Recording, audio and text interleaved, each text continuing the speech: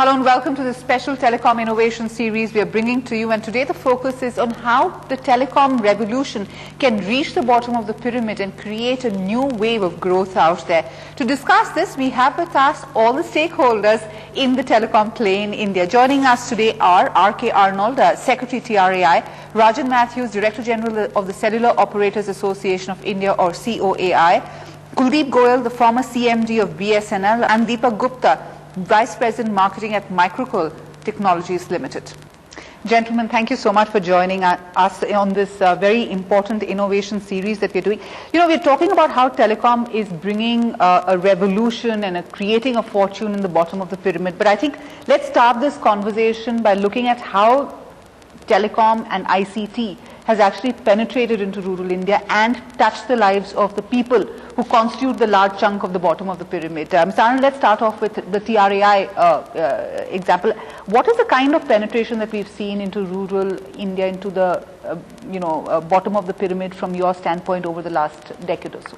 With the onslaught of mobile telephone and the cellular telephones, naturally it has become very easy for the operators to move to the rural areas.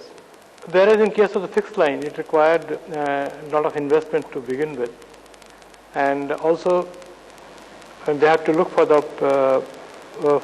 options or the places where they have a good chance of getting the return also. So that's why the progress was initially very slow when the mobile was not there. But after the liberalization, we have in the past 15 years or so, I think we have traveled from around 8% of teledensity to more than 60% of teledensity as of now. But that's all India, rural and that's urban. All India, that's correct. As far as rural are concerned, I think Mr. Mathew I can be able to add to that, I think. Yeah. If we talk of the teledensity, rural teledensity is around 30% plus right now, out of 60% average teledensity. Urban teledensity or city, urban areas is 150%. Which is, that means 1.5 phone per person, but in rural is just about 30% plus. But Rajan, let me get you in. You know, for the longest time, rural bottom of the pyramid kind of a focus was seen as an obligation and not an opportunity. But somewhere down the line, that has changed. Where the biggest companies in India, the most profit-oriented companies in India, are looking at the opportunity at the bottom of the pyramid. How have you seen that change? I think, first of all, thanks to the government initiatives, the purchasing power in the rural areas has increased considerably. Productivity has increased. We've been talking about the green revolution. So I think the old notion that the rural areas are just so far behind that they really can't benefit from all of the innovations that are taking place is not valid any longer. You hear anecdotally, 300 Mercedes acquired by some guy in some rural area who's obviously done very well on the agrarian front. So what we're seeing is part and parcel of that. For example, in the 3G rollout that several of our operators have done, we thought that most of the demand would be coming from the Tier 1 cities. Surprisingly and pleasantly so, we're finding that Tier 2 and Tier 3 cities are picking up demand for data at rates that we thought were not possible. And so our data networks in those areas, Tier 2, 3 cities, are being swamped right now because of the demand. And where's the demand coming from?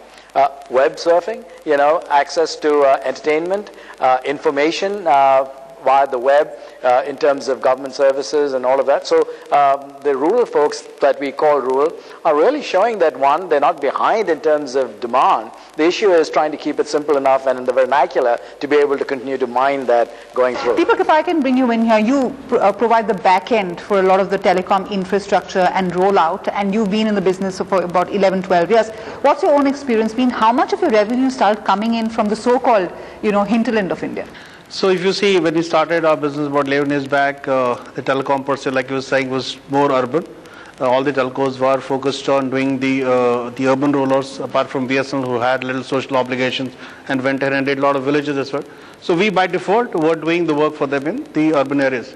But as things have changed and as we have changed along with them, if you see last 2 years, all the rollouts of all the big or the small operators, they're coming in the rural areas. For example, you have the maximum rollouts today happening in the northern belt of UP East, UP West, Orissa, and then the Naxal hits areas of MP and Chhattisgarh. And we have also evolved ourselves and developed ourselves and taken inclusive growth in terms of employing local power. In terms of the villages who have the local language, who do the things. And so we have, in terms of the revenue, we have kind of shifted as well. Now, the genuinely bottom of the pyramid means that they don't have too much of money to spare. They will not pay as much for services. How do you actually cater to that segment and be relevant? Firstly, the notion that rural people don't have money to spend on telecom, I think is not correct. Because telecom has become quite affordable even for rural folk these days, and if they are given a proper value, they are willing to spend on telecom. And the bottom of the pyramid, of course, then we have to see urban areas also. There are people who are really very poor. If you look at the tariffs in India, they are in absolute terms the lowest, second lowest in the world as per a ITU study after Bangladesh. In PPV terms, we are the fourth lowest all over the world. But if we look at the percentage of GNI, gross national income, we come at 78th position out of 150 odd countries. So still that means we are comparatively costlier compared to the purchasing power or the income of the people. Sure. So probably you are right in that tariffs have to be more affordable to that extent. From a TRAI perspective, Mr. Arnold, how are you ensuring that the industry can permeate into the rural areas? Because as Mr. Goyal said, I think the physical rollout of wireline was a tough measure, especially with the fragmented kind of spread of villages with low density in most pockets, etc. How are you, kind of surpassing that hurdle right now? Basically, I always talk about a formula of 3 A's. That means affordability, awareness, and access. Now, as far as access is concerned, with the present day technology, it is not at all difficult to reach anywhere in the country. So that way, the operators could look for a business model which will give them sufficient returns. Second part is affordability, as Mr. Goyal has rightly pointed out, that present day consumer is not at all hesitant to spend money on the telephone calls. But he would be willing to spend more provided he is made aware of the possibilities in the form of the returns or in the form of the applications which can be given to him, which can be useful for him. So there it becomes a question of awareness. In case of the plain vanilla telephone service, perhaps awareness may not be that much important, but when it comes to the broadband part of it, definitely there is a need for spreading the awareness. Rajan, when you're looking at technology right now in the rollout, it's going to be different platforms and different players.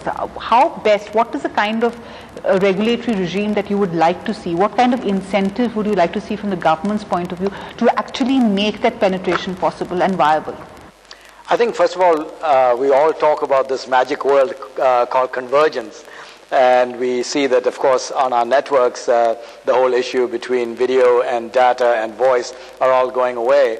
And so the issues of broadcast, for example, just taking a simple example, if I want to offer mobile payments on the handset, which is very feasible and is a great boon, I've got to get at least 3 or 4 regulators involved. Of course, TRAI, I've got to get the RBI, I've got to get perhaps SEBI because they're now offering products that can be transacted over the phone. So I've got to get all of these folks playing together, and there are a multiplicity of regulations. So clearly I think the government has got to look and say strategically, how do we pull together all of these agencies and departments to now come together and have one clearinghouse, because it's impossible to go from pillar to post. What does it take for India to succeed in these areas, and where do we need to pull in all the various departments, sort of create one effective clearinghouse so that we can go to that one clearinghouse and say, hey, listen, I need to offer payments. I don't want to get 5 different permissions or 10 different permissions. I think that's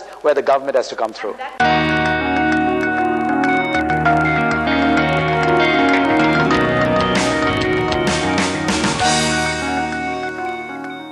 Delivering today.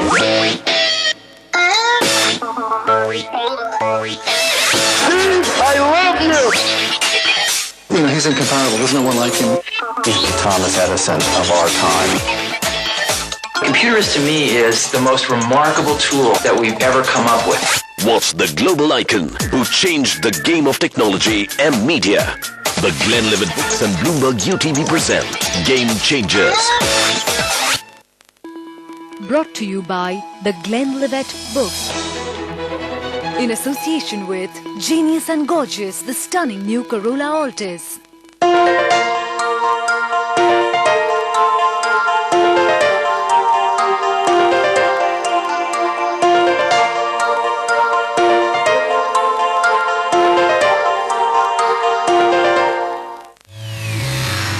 Max Fahrenheit heats up your fun levels with. My fellow mutants, the real enemy is out there. X-Men First Class. Who's with me? Max Fahrenheit, super hot movie, super cool fun. June 3rd to August 15th, only at a Cinemax near you. For free tickets from bookmyshow.com and American Express, log on to cinemax.co.in. Can a bank really stand for something? Can it balance its ambition with its conscience? As not everything in life that counts can be counted. In the many places we call home, our purpose remains the same. To be here for people, here for progress, here for the long run, here for good.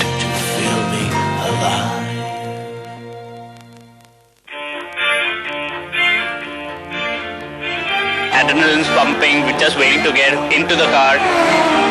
This is absolutely crazy. The engine is so goddamn loud. That was the ultimate experience of my life. Autocar India and Bloomberg UTV present the Michelin Pilot Experience Contest.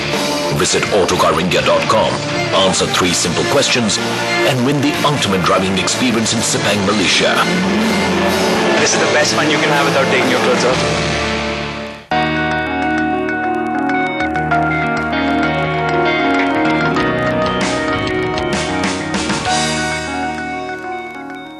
At TRAI, are you looking at working with the RBI, with the Finance Ministry, with the Health Ministry to be able to give solutions or create a platform that can give solutions that will actually be game changers? I think you yourself has rightly put it. We are already working with all these agencies, you know. For example, in case of the MVAS, that is Mobile Value Added Services, we have already got a lot of consultation done with the RBI, how to make it effective, you know, basically. So, maybe in a couple of months or so, we are going to come out with our recommendations and regulation on this aspect also. Because we feel that as far as the mobiles are concerned, they can be really instrumental in reaching to the rural masses, and especially in those areas which are still away from the banking world, you know. That is first aspect. Then as far as the coordination between various agencies are concerned, yeah, there are difficulties because, you know, telecom is basically a central subject, whereas in order to implement the services, the issues like the right of way, for example, for putting a tower or for putting up a cable, Mr. Goyal is well experienced in that, how difficult it is basically, you know, to go through. And nowadays, most of the agencies, the local agencies, I mean the municipalities, etc., they look towards it as if it is a very good opportunity for earning money, you know. So they put any amount of money for giving the right of way permissions. So everybody looks towards the telecom companies, and I'm talking basically right now in favor of them because as a regulator, Rajan has a big smile on his face. You're normally at loggerheads. Absolutely. So I have to be careful about their growth also, their health also, you know.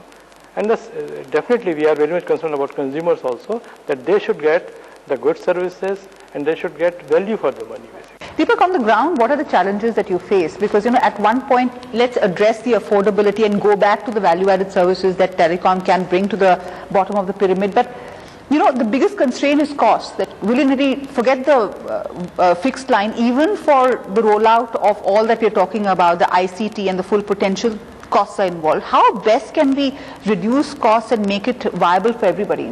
So I just take it from last week, in terms of today, like I said, we need one agency, that's all great. But you need fundamental changes in the process itself. So one of the things which I'm a big promoter of, today India has come off the way of passive sharing, wherein one tower can be shared by 1, 2, 3, and I have cases where 7 operators are sharing a tower, which is a great example of utilizing the resources.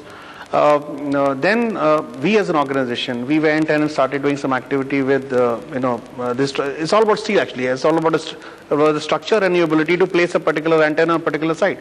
So we worked around and started doing some work, and recently worked very closely with PGCIL, and we've recently been awarded the rights to do telecom implementation on their towers.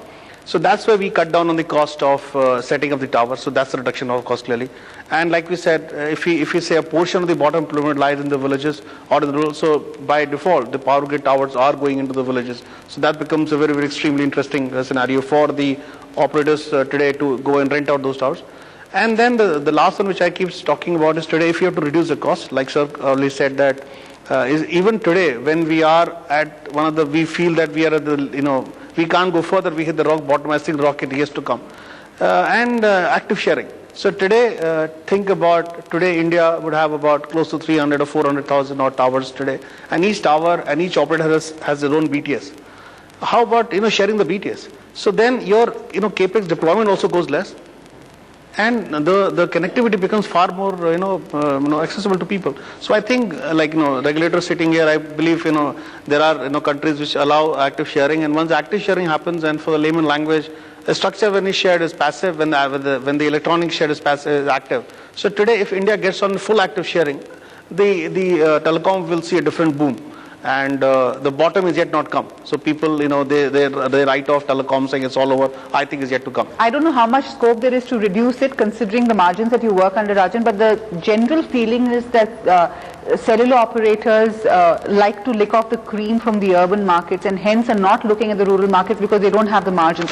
And especially after the rollout of 3G and the kind of money that you spent over there, you'd rather go with high returns kind of plays going forward. And hence you might ignore the bottom of the pyramid. The actual facts on the ground, many don't support that because, again, if you look at the total number of subscribers from the rural areas, we, from the private operator side, on the mobility side, have penetrated the rural space fastest, right? If you look, the 30%, a good 24% of that is owned by the private service operators. So I think the point to be made, and again, picking up on what Deepak said on things like active infrastructure sharing. Now, those are things that will reduce, obviously, the cost of infrastructure for us. I think in the next 3 to 5 years, it's not, the electronics is not going to be the cost because those things are coming down so dramatically that in the next 5 years, that's not going to be the significant driver of cost. What are going to be the significant drivers of cost?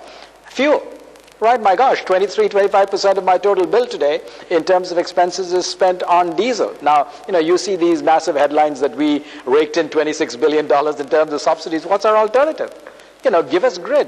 Why doesn't the government invest in terms of solar farms, windmill farms, and, take that power and pass that on to the grid and distribute that to us? That will bring down the cost considerably. Give us a little more margin on this, right? We are obviously working in terms of manpower development because, again, there are constraints in terms of the trained personnel available. As we go into the rural areas, we can't continue to take people from our urban areas to, maintain the towers and the infrastructure there. We've got to train the local rural folks to be able to take up that responsibility. So again, training is part and parcel of what we're doing. So I think there are lots of initiatives that both between the government and thanks to TRAI, they've been pushing in terms of their green paper that they've put out as well in terms of things that we could be doing. So I think there's a lot of scope for further reductions in cost.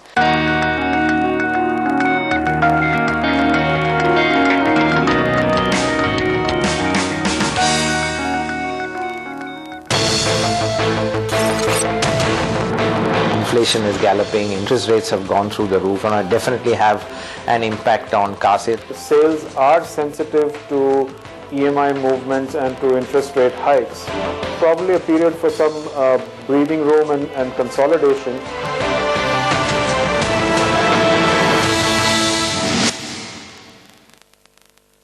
In association with Taj Holidays, it stays with you. Good news. You happen to be living on a smarter planet. Smarter healthcare, smarter grids, smarter cities. But what makes them smart? It starts with pulling insights from exabytes of data, not with a new computer, but a new kind of computing. Smarter computing is a new set of tools. Designed for data, tuned to the task, all managed through a cloud. When we say let's build a smarter planet, that's how we'll do it. I'm an IBMer. Get the best of the best from the best.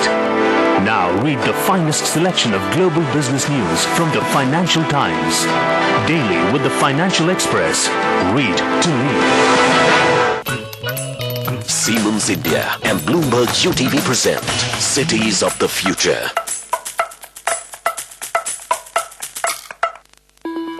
Brought to you by Siemens. Life is filled with learning. We learn how to walk. We learn how to talk. We learn how to drive.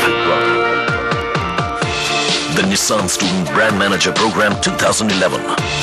Powered by Bloomberg UTV. Open a world of opportunities to learn the hidden manager in you. And make you the next Nissan Student Brand Manager.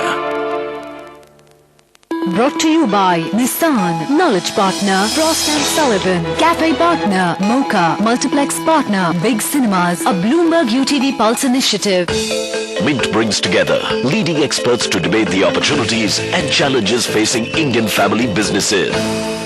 Getting coal, getting land, getting environment clearance, you need somebody very, very family to take those kind of critical decisions. One place where our promoters have failed is they really haven't created good managers. Today, most of the professional managers will say, go to hell. Watch Values and Fortunes at these times.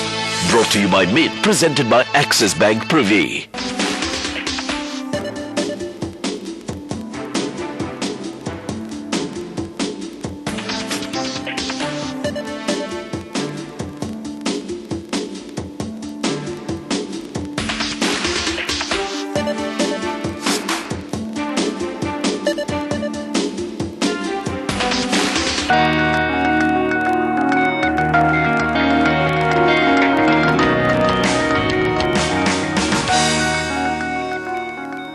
We've spoken enough about the challenges, let's talk about the opportunities, and I think there are plenty, and few people would understand the whole rural landscape or the bottom of the pyramid landscape, even in the urban center like BSNL. Tell me, what would work if you were to look at a trigger for the next leg of growth, Mr. Goyal? What would be the value-added service or the promise that mobility or telecom can provide for a person to make it relevant, especially at the bottom of the pyramid? See, there is a study which is well known that growth of ICT helps in growth of GDP to a good extent. I mean, broadband penetration, 10% increase helps GDP growth by 1.38%. So, the growth of broadband in rural areas, apart from mobile, which is already happening, mobile also helps growth of GDP. 10% growth in mobile helps 0.6% growth in GDP. So, growth of mobile, and now in present context, growth of broadband is very, very important in rural areas. What will really make that happen is the availability of content which the people in rural areas need, and availability in the language in which they can understand, and maybe probably voice activated, because we don't have much of literate population. So, all those applications need to be available which are suitable to them and which they can use. That will really spur e-governance, e-medicine, e-education, e-health, e-commerce. So the utility aspect has to be stressed upon. That's going to be the game changer. That's going to be the game changer. Rajan, you know, what is also interesting, a lot of developments are, bringing all the issues together to facilitate that. You have Aadhaar on one hand, you have pretty much every bank talking about inclusion, you have every service provider, talking about insurance, financial services wanting to piggyback on telecom into the rural areas and the bottom of the pyramid. What is at the industry body level, what are the trends that you are seeing and facilitating? Clearly, one of the top items on the agenda is the M-banking. That's as the 3G networks are rolling out, clearly that's going to be of prime importance. We're also working with the government on some of these initiatives that Mr. Goyal talked about in terms of e-governance and e-health and those types of matters, because again, that has a direct impact on the rural folks and on the sections which affordability is a challenge. So those are clearly the matters that we're talking about, but the highest priority right now is what we call M-banking, because that's what's rolling out. But also on the voice side, we're working on a couple of things. One is that we've noticed that SMS, while used tremendously in the urban areas, hasn't really penetrated into the rural areas for lack of vernacular. And now you can't SMS in English all the time when you're getting deeper and deeper into the hinterland. So we're working with companies that have the ability to do SMS through a vernacular software package that's implemented on the handset. So that's clearly what's going on. Surprisingly, the tier 2, tier 3 cities are asking for smartphones. Now, you'd be surprised. You'd think that, hey, these guys would be the last. They're one of the leading adopters of smartphones, and so looking at the affordability of smartphones so that they can download content and look at entertainment and those types of things. So we're working in terms of the price points. And in 3G, handsets become more and more important because they can degrade the system. So COAI is working very heavily in terms of the standards that are going on. Right. When you talk about the inflection point, the next 500 million, Deepak, where is it going to come from? Do you think we will finally, address this skew between urban and rural, between the haves and the have-nots in terms of mobile penetration? Do you see the next 500 million perhaps being more democratic? I wowould say that if you just what the number he threw up earlier in the conversation, it was 150% we're sitting at the urban place, and we have bought close to 35, 40 odd from the urban today. And within the developed cities wherein it's 1.5 cent per person.